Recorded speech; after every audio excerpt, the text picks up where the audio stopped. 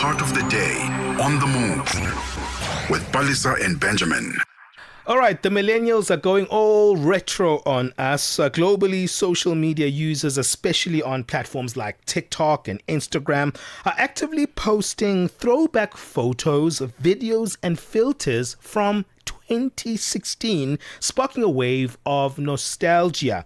This trend is known as 2026 is the new 2016. It reflects a longing for the mid-2010s, the era before major global disruptions like COVID-19, widespread AI content, and political polarization that became dominant. Yeah, there's a lot that's happening right now, when you make that reflection, right? People are revisiting pop culture moments like fashion and viral challenges from that year, often as a way to reconnect emotionally with what was perceived as simpler time.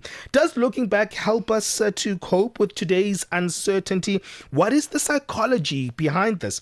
We're joined by Agatha Christie Akello, who is a mental health activist and communication specialist, joining us from Uganda. Agatha, welcome on the show. Agatha, are you there? Yes, I am. Hi. Fantastic. I can hear you now. How are you doing this morning? I'm doing my best. How are you? I'm also trying hard. You know, we are millennials, so this reflection is something that we are using as a coping mechanism. So yeah, we are trying our best this morning. Let's talk a little bit about this phenomenon of looking back in a period in time that feels different. Is it really different? Because I think even 2016 has its own challenges, had its moments of reckoning. I don't know, maybe it's because our nostalgia has a lot of filters around it. 100% does.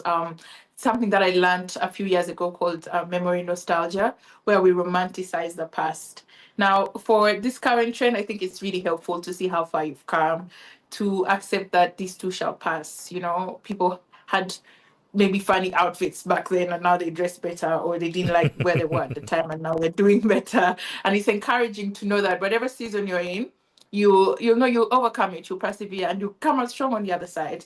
However, in regards to, let's say, relationships, and the human mind is crazy. When you look back at things, Sure. There's a tendency to focus on the good things that happened at the time. And it's good that you mentioned 2016 had times of reckoning. It wasn't all fun and games. The things that didn't really go well at the time, but we're not going to focus on that either, right? So for some people, I think it can facilitate a mindset of getting stuck in the past. And yet life is ever changing, evolving. So I don't know, I'm a bit 50-50 about that. I don't know. What did you bring back from 2016, for example? Agatha, there's something significant about 10 years just in general, right? Most of the time when we think about the future goals, like, what's going to be happening in 5 or 10 years? So that's quite a significant moment. And seeing just how much things can change, how much growth can take place, and how much the world itself can change in 10 years, can build up quite a lot of feelings. But are these feelings healthy or unhealthy for us? Let's look at the psychology of nostalgia. These things sometimes are things that we hold on to, especially when we reflect just how much things have changed in that period of time. I mean, it's helpful as long as it does not influence your self-concept. So in psychology, everybody has to go through phases. There are about 10 phases, I think, according to Eric Erickson's law. And I'm assuming if someone was if we're looking back at 2016, that person is in their mid-30s now, more or less, or entering their 30s, okay? Mm-hmm. And it's psychologically, we expect that in your 30s, you probably have a child or a family or a career that you enjoy. There's a trajectory that your life is moving through. And if you're not ticking those boxes, it can cause a certain destabilization in your mind where you feel like, I need to be doing more. I'm not doing enough with myself. So looking back can kind of help soothe those, like I mentioned earlier, that it can help you accept that you've come from far, you did all the hard work. And if not, then now it's like, I don't want to look back in 2036 and I haven't achieved the things that I said I would in 2026. So it can be healthy, but I would take it with a grain of salt. So I'm not stuck in in a state of mind or in a space that no longer serves me. But it's also it's also fun. I would look at it as just a fun little throwback. Let's not get so stuck on it. Yeah, Personally, yeah. I don't think it's healthy to get stuck on the past. Sure. Let's look at the fun Yeah. side of it, right? Because maybe your Okay. fashion has changed. Maybe your hairstyle is a little bit modernized. Maybe the people used to hang out are a little bit more sophisticated. I don't know what people are comparing, right? So that fun element of reflection also, it's a quirky part of us just also escaping from the current maybe challenges. The blue lipstick. No. Listen. I love know. lip gloss, and I'm glad we universally moved forward from that. For example. Absolutely not. Absolutely not with the lipstick. I also like how much I'm a creator myself. I like how the landscape has evolved over the 10 years. When you look at and just seeing more Africans also on all these platforms, seeing much more representation, especially in the beauty landscape, fashion, food, and also just we're more globally connected. So I like that. I like that we can look back and say, oh, 10 years ago, I wasn't able to have this call, for example. I'm Ugandan, I'm based in Nairobi, but I'm having a call with a South African people, a South African audience, and I think that's really interesting. That also mentions, so like Zoom, in the past, people weren't really getting on the Zoom, and now that means a lot of things. And yeah, I think it's fun that we've evolved. It's fun that we've evolved. Please let's not bring back the cakey lipstick, okay? I'm not a fan of that. I do not agree. Agatha, Yeah. also, if we look at the recent times that we've found ourselves in, it's very, very different from the year 2016. We've had the COVID-19 pandemic. AI is coming in and changing quite a lot. The world of work has changed. Music and how we interact with it has changed. Like, there's a lot of things that have changed from that moment. And when we are doing reflecting, because we speak a lot about that, right? Reflecting on ourselves and reflecting on our past. When we do these throwbacks and it brings us into a moment of reflection, how exactly do we collate the growth that we've made in that 10-year space? Correlate? So collate, how do we look at it? How do we really try and look at the growth that we've made in the past 10 years? Okay. Yeah. So earlier in my career, I came to the understanding that change and growth are a constant part of life, okay? And there's always going to be good and bad things happening all around you because life is very challenging. That's just how it's supposed to be. It's very important that you have a version of yourself that withstands all. So, and it has to be at a high level. We call that a baseline in psychology. So, what's your self-concept and how do you interact with the people around you and the society around you? What are your beliefs around money, friendships, all of those things that make life great? And if you have a firm perception of yourself, if you have a firm version of yourself who can withstand both the good and the bad, both the past and the present, it's easier for you to not get swallowed up by trends or swallowed back into the past because you have that understanding that, okay, 10 years ago, I wasn't going to the gym regularly and now I am. And I'm really proud of that. And it's good to see how much I've grown and I'm excited to see how much more the 5 years will take me, how much more the 10 years will take me. So I strongly believe in looking back from a very firm standpoint of saying, these are my beliefs, these are my principles. That was great. But this is what I'm doing now. This is my present. This is where my feet are. So it's very important to look at it through a lens of, it was great, but this is where I am now. And this is where we're going. All right, that's what I strongly believe. So, Yeah. Agatha, stay there on the line. We'll continue the conversation. We're speaking to Agatha Akello, a mental health activist and communications specialist, joining us all the way from Uganda. We'll be back after this. Are you fluent in French, Chinyanja, Portuguese, and Kiswahili? Are you passionate about radio? And are you looking to work in South Africa? Do you have papers that qualify you to work in South Africa? In that case, we might have an opportunity for you to work for Channel Africa. Send us your CV and demo at newsroom@channelafrica.co.za. Remember, if you don't hear from us within 14 days, it means you have not made it or you have not been selected. Channel Africa, the African perspective. 9 to 12 midday, Central African Time. On the Move with Palisa Tau and Benjamin Mushatama.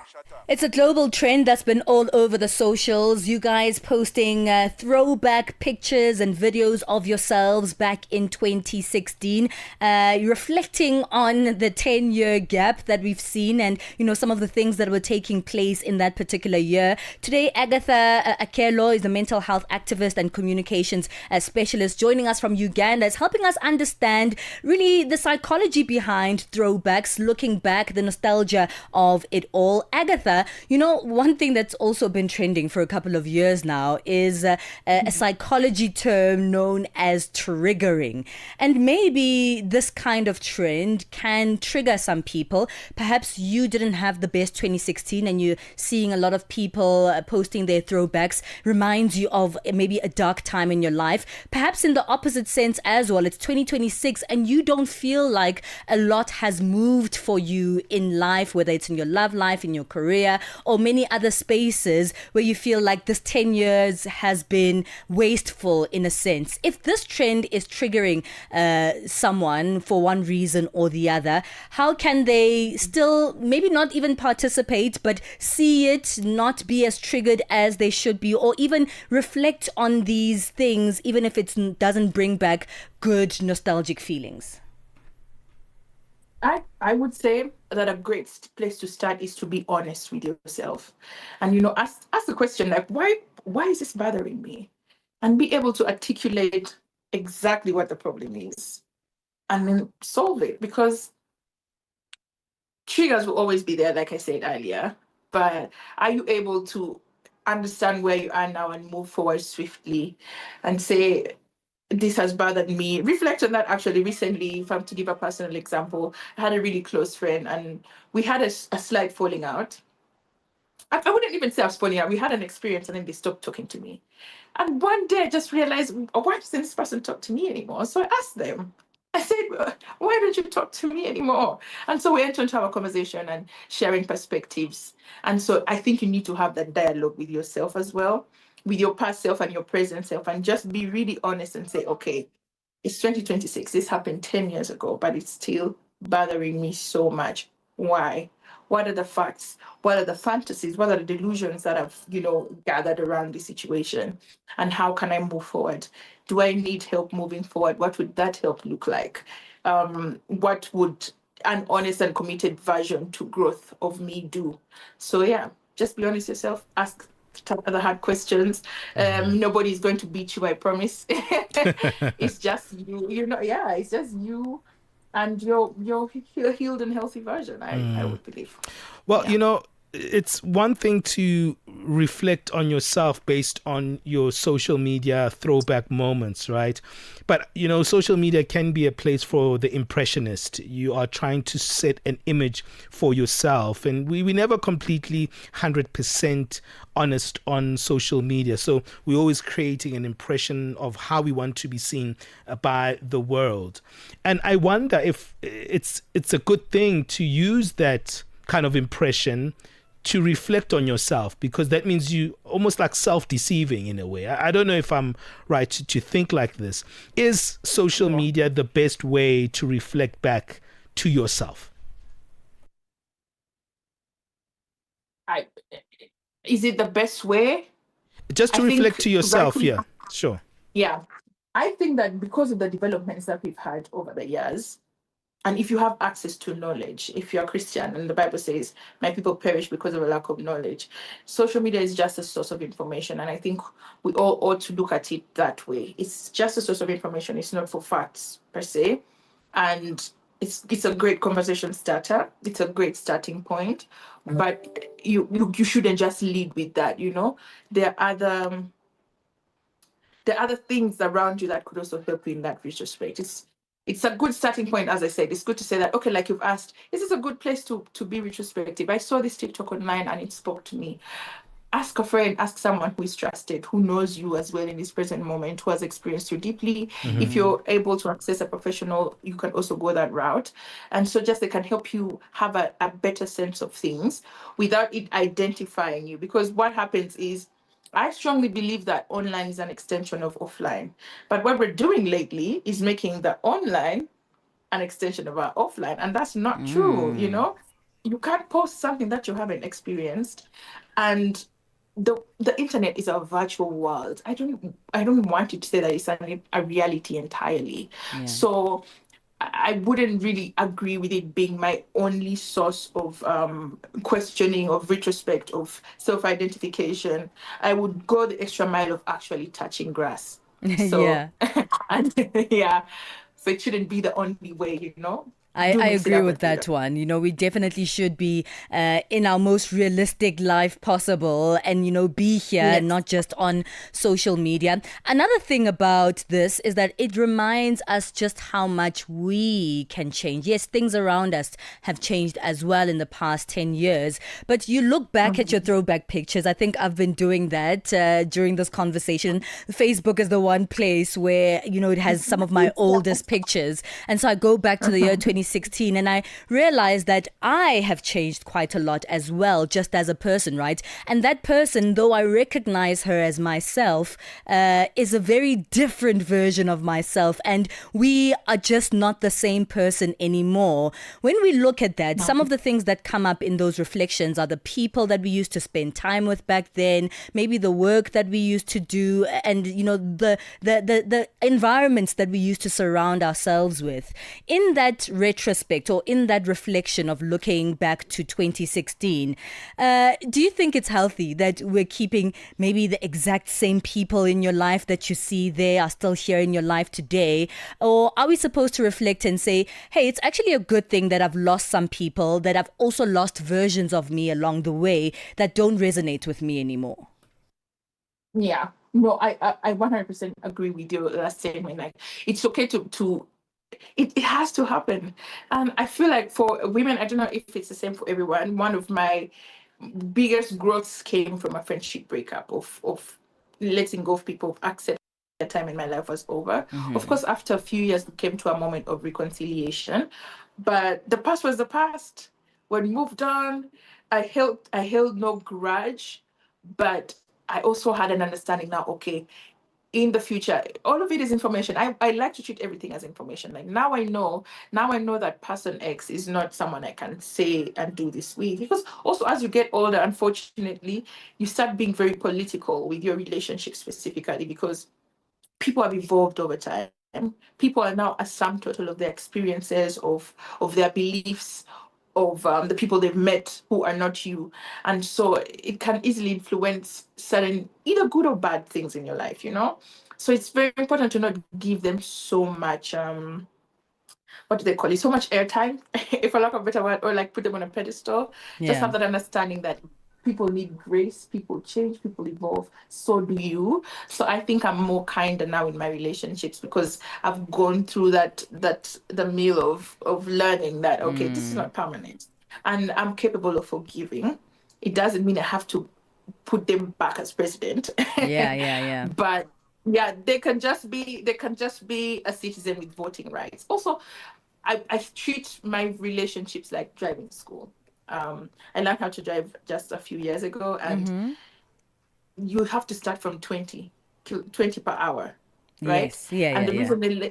the reason they make you start so slow is because you change. If you make a mistake, it's easier to change it. Mm-hmm. It's easier for you to break, and also it helps with your nerves. Until you're more, so if the road is not good, you will not make an accident, right? Right, And it's right. also good for your nerves. But if you get on a smooth road that everything is functioning, you can now push to a 40, right? Mm. And then a 60, and then 100, or whatever it is that you're more comfortable with. And that's the same thing with relationships. I would say that the vehicle is the relationship. I'm definitely the driver, and the road is who the person is. Love And that. so you have to continuously show me that your terrain can handle this vehicle. If Mm. yes, then we'll go further, then we'll go deeper. Yeah. Okay.